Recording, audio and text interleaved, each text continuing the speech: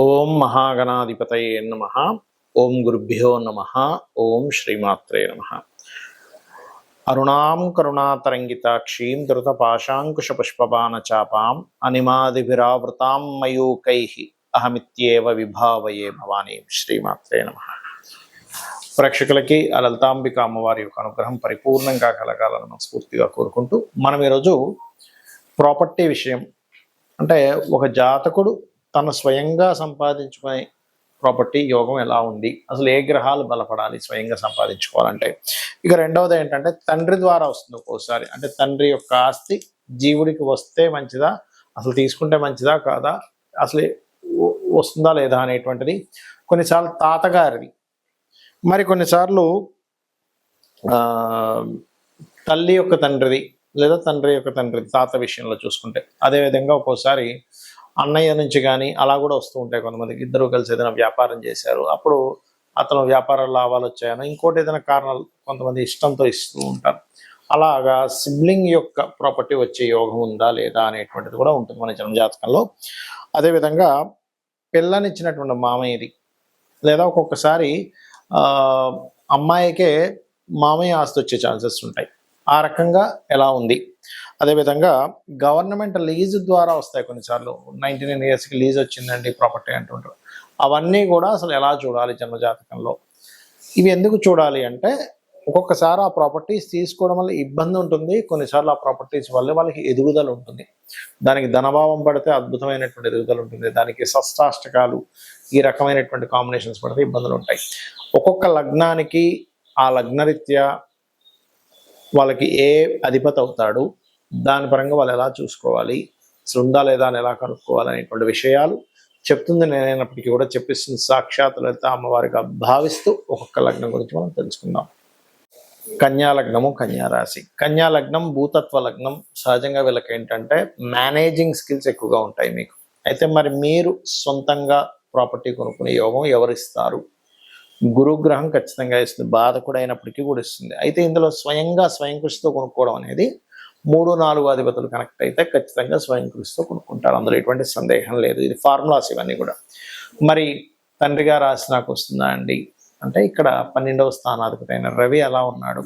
ఒక్కోసారి రవి రాశిలో పాపగ్రహాలు ఉన్నా, రవి పాపగ్రహాలతో మధ్యన ఉన్న వివాదాల్లో ఉండడం.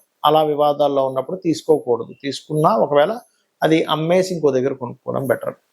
బాగున్నాడండి సన్, చాలా బాగున్నాడు, మంచి గ్రహాలు ఉన్నాయి, ఖచ్చితంగా తండ్రి ఇంట్లో ఉంటేనే బాగుంటుంది మీకు.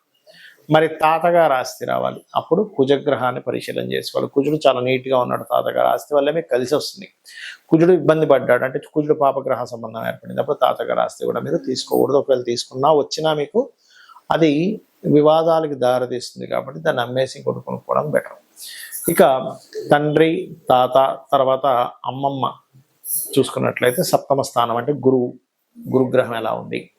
లేదా నానమ్మ అంటే నానమ్మ, ఒక్కోసారి నాన్న యొక్క తండ్రి యొక్క తండ్రి అంటే మనం అష్టమ స్థానంలో చూసుకోవాలనుకున్నాం. ఇప్పుడు తండ్రి యొక్క తల్లి ద్వారా వచ్చే ప్రాపర్టీ అంటే ఇక్కడ పర్టికులర్గా 3వ స్థానాన్ని చూసుకోవాలి.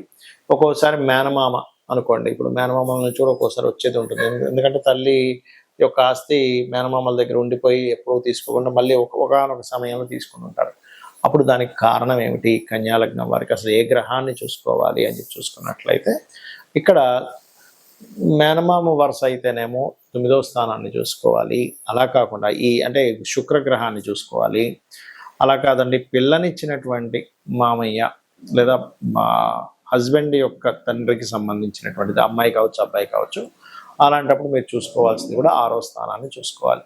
అంటే ఇక్కడ ఏ గ్రహం బాగుంది, ఏ గ్రహం బాగాలేదు అంటే, శని భగవానుడు బాగున్నాడా, భర్త యొక్క తండ్రి నుంచి వచ్చేటువంటి ప్రాపర్టీ లేదా భార్య నుంచి తన నుంచి వచ్చే ప్రాపర్టీ మీకు కలిసి వస్తుంది. శనిగ్రహం పాడైంది, రాకుండా అలా కొంతమంది చూడండి కొన్ని సంవత్సరాల పాటు కోర్టు కేసెస్ నడిచేయండి, వాళ్ళు ఇవ్వట్లేదండి అంటుంటారు. బికాజ్ ఆఫ్ ఇదంతా పూర్వజన్మ కర్మ. దీనికి సంబంధించిన గ్రహ ఆరాధన చేయడము, దీపారాధన చేయడము, ఆ గ్రహానికి సంబంధించిన దానం ఇవ్వడం చేస్తుండాలి. ఈ ప్రాపర్టీ విషయంలో సొంతంగా కొనుక్కోవడం ఒక ఎత్తు, మీ బంధువర్గం నుంచి రావడం అంటే తాత, తండ్రి, మామయ్య, అన్నదమ్ములు, గవర్నమెంట్ నుంచి రావడం అయితే ఎప్పుడు కొనుక్కోవాలి? ఇది చాలా ముఖ్యమైనటువంటి విషయం ఎప్పుడైనా ఏదైనా ప్రాపర్టీ కొనుక్కోవాలన్నప్పుడు.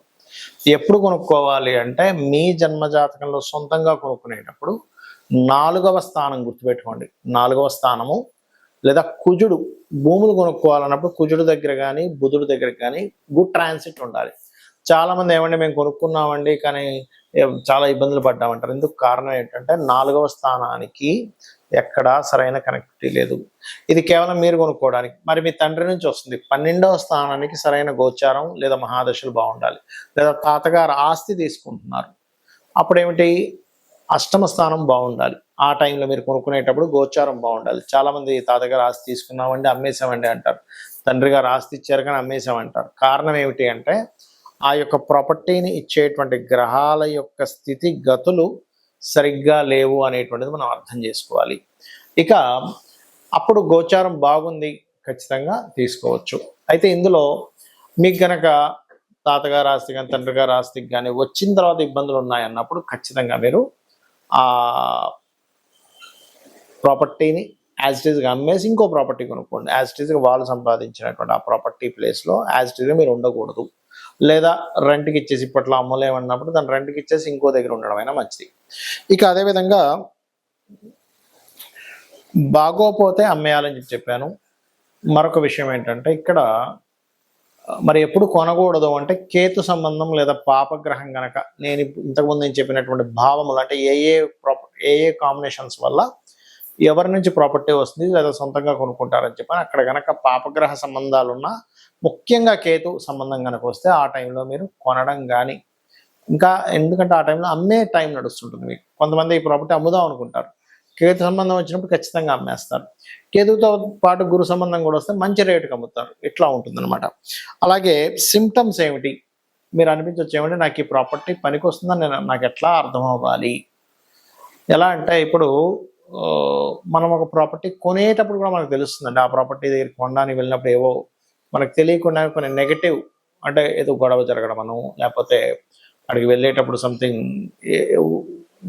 మన లైఫ్లో జరిగేటువంటి అనీజీనెస్లు కొన్ని జరుగుతూ ఉంటాయి. కారు ఆగిపోవడం, మనం రాంగ్ రూట్లో వెళ్ళిపోవడం, మనం అక్కడికి వెళ్ళాల్సిన ఇంకో దగ్గరికి వెళ్ళిపోవడం, మనం రాంగ్గా చూపించి, లేకపోతే అప్పుడే దాని దుర్వార్తలు వినడం, ఇవన్నీ కూడా మీరు కొనేటప్పుడు ప్రకృతి మీకు అందించేటువంటి ఒక సిమ్టమ్ అనమాట. అంటే అదొక చెప్తూ ఉంటుంది ప్రకృతి మనకి ముందుగా సందేశాన్ని ఇస్తూ ఉంటుంది. మనకి సందేహం వస్తుంది ఆ టైంలో. అయితే ఇక్కడ మీరు ఇది మీరు ఓన్గా కొనుక్కునే విషయంలోనే ఈ యొక్క ఇది తెలుస్తూ ఉంటుంది. లేదా ఆ ఫలానా తాతగారో మామయ్యో అమ్మమ్మో నానమ్మో సిబ్లింగ్ సంబంధించిన ఇంట్లోకి వెళ్ళినప్పటి నుంచి మీకు బాగోలేదు అంటే మీరు అర్థం చేసుకోవాల్సింది ఇక్కడ 2 విషయాలు చూసుకోవాలి. ఒకటి, మీకు మహాదశ అంతర్దశలు ఏమైనా ఇబ్బందినిచ్చేటువంటిది ఉందా, అది ముందుగా చెక్ చేసుకోవాలి మీరు. ఇక రెండో విషయం ఏంటంటే ఆ ఇంట్లో వాస్తు దోషం ఉండడం వల్ల వచ్చిందా. ఒక్కొక్కసారి మీకు అది కలిసి వచ్చే మీకు తండ్రి వల్ల తాత వల్ల యోగం ఉన్నప్పటికీ వాస్తు దోషం వల్ల మీకు మహాదశ అంతర్దశల్లో బాగోపోవడం వల్ల వస్తుంది. అంతేగాని ప్రతిసారి తండ్రి ప్రాపర్టీ తాత ప్రాపర్టీ కలిసి రాకపోవడం ఉండదు. అవి చెక్ చేసుకుని అవి కూడా బాగున్నా సరే బాగోలేదంటే మీకు ఎక్కడో ఇబ్బంది ఉందని అర్థం.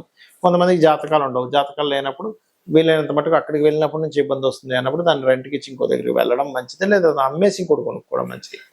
ఇక ప్రాపర్టీ పరంగా ఇలా ఉందండి, మేము ఏం చేయాలి? ఇప్పుడు సొంతంగా ప్రాపర్టీ కొనుక్కోవాలన్నా లేకపోతే ఎవరైనా సరే ఏదైనా ప్రాపర్టీ పొందాలన్నా ముఖ్యంగా గురు కుజ గ్రహాల దగ్గర దీపారాధన చేస్తూ ఉంటే తొందరగా ప్రాపర్టీ యోగం వస్తుంది ఒకటి. రెండవది మణిద్వీప వర్ణన ఖచ్చితంగా ప్రాపర్టీ యోగాన్ని, ఏదైనా గృహం కొనుక్కోవాలనే యోగాన్ని కలిగిస్తుంది.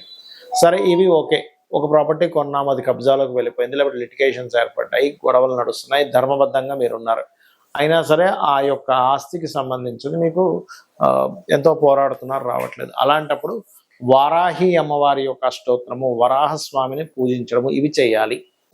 మీకు ఈ రకంగా కనుక మీరు చేసినట్లయితే మీకు ఖచ్చితంగా రావాల్సిన ప్రాపర్టీ రావడము, అదేవిధంగా ప్రాపర్టీలో ఏదైనా ఇబ్బందులు ఉన్నా సరే తొలగిపోవడం అనేటువంటిది జరుగుతుంది. కాకపోతే ఇది ఎన్ని రోజులు చేయాలి అంటే మీకు ప్రాపర్టీ క్లియర్ అయ్యే వరకు ఈ అష్టోత్తరాలు చదువుకోవడం చేయండి. కొనుక్కోవాలన్నా కూడా, ఏదైనా ప్రాపర్టీ కొనుక్కోవాలన్నా కూడా ఇందాక నేను చెప్పినట్టుగా గురు కుజ గ్రహాల దగ్గర దీపారాధన రెగ్యులర్గా చేయండి, మంగళవారము గురువారం. ఇలా చేసినట్లయితే ఖచ్చితంగా మీకు రావాల్సిన ప్రాపర్టీ వస్తుంది. శ్రీమాత్రే నమః.